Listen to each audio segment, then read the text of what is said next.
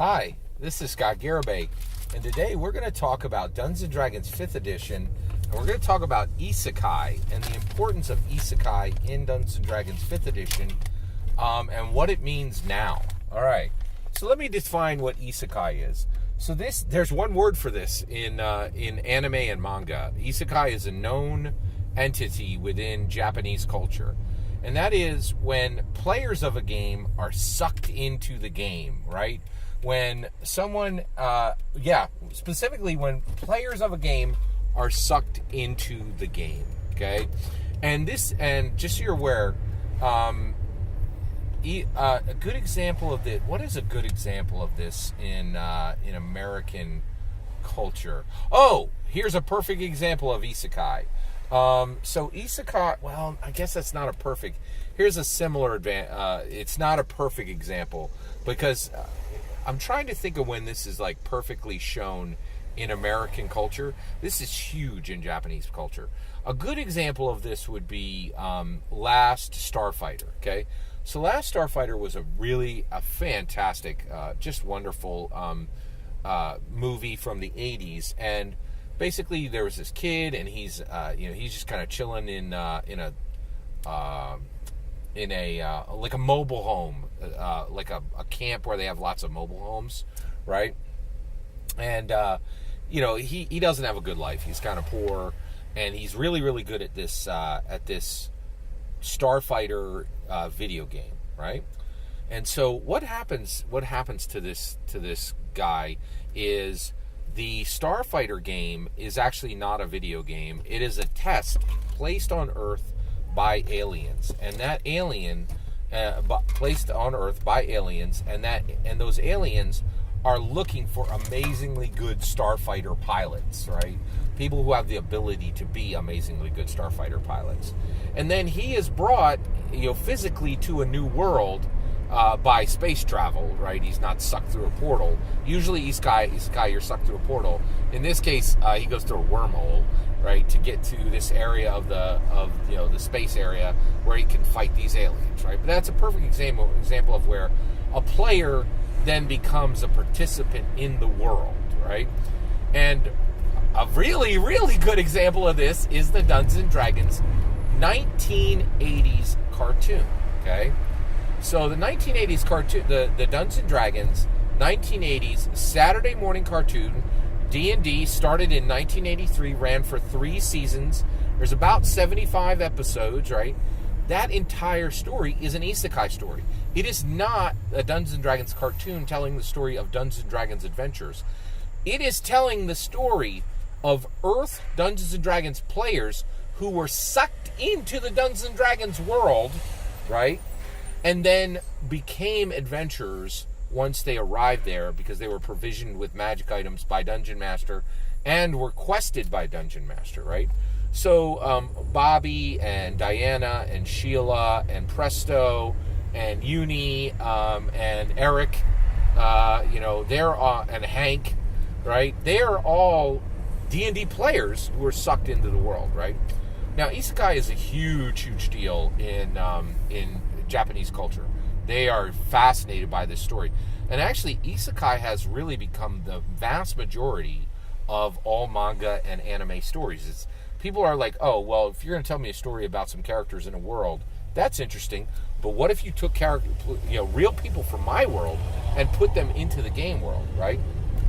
Now, I have to say, I am massively interested in this, right?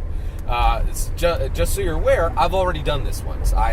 You'll find it right on YouTube. I've actually run a Dungeons & Dragons 5th Edition Isekai game where real players are sucked into the D&D world, and then we played with D&D 5th Edition rules, right? So, and it's probably I did it 5-6 years ago. It's literally I think it's 8 to 20 hours of play, and it's all up on YouTube.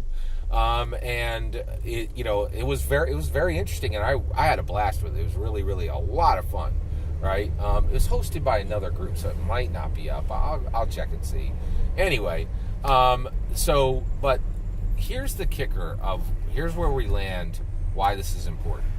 Isekai, players sucked from our real EARTH Earth into Faerun, right, just became canon in Dungeons & Dragons 5th edition. How did it become canon in Dungeons & Dragons 5th edition? Through the Dungeons & Dragons Rollercoaster, okay?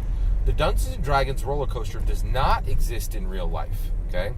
But in the start, literally in the intro of the Dungeons & Dragons 5th edition, literally in the intro of the Dungeons & Dragons 1980 Saturday morning cartoon, the players get on a roller coaster on Earth, and that roller coaster is actually trundled forward and magically transported to Faerun, right? So into the Dungeons & Dragons world, okay? That roller coaster is incredibly important in the Dungeons & Dragons D&D Saturday morning cartoon world, right? But it's really, really becomes absolutely fascinating that that roller coaster is canon in 5th edition. And get this, right? The D&D Saturday morning cartoon was around in Dungeons & Dragons 1E, okay? So it came out in 1983. Dungeons & Dragons 1E went from 1974 to 1989, okay? So the Dungeons & Dragons roller coaster was in existence, right? Was introduced in the television show in 1E, but it never went into the 1E game. It never went into the 2E game. It never went into the 3E game. It never went into canon in 4E. But the Dungeons & Dragons roller coaster, the most iconic talisman of Dungeons & Dragons Isekai, is now canon in Dungeons & Dragons 5th edition. That is a big deal. Why is it a big deal? Well, unlike a lot of other indie tabletop role-playing games where canon doesn't matter because nobody cares. The canon's there, just nobody cares about it, right? Or like a small subgroup do, right? Is it Galarian? That is the Pathfinder world? I think that's right. And it has its own role, lore and its own like stuff, but nobody really cares, right? But on D&D, like, canon really, really, really matters, right? And I keep harping on this idea that canon matters, and the reason why is the What If show on Disney has just showed us that, like, if you have canon, you can make a fortune bringing your people to canon and really delighting the people who love canon. And if you have canon, you can subvert your own canon and really make awesome stories that people who hate your canon will love, right? But if you don't have canon, or nobody cares about your canon the way DC does, right, then you really can't do anything of significance, right? So canon is super, super important. So when the Dungeons & Dragons roller coaster shows up in Wild Beyond the Witchlight, that is an invitation by Wizards of the Coast to run a D&D Isekai game, right?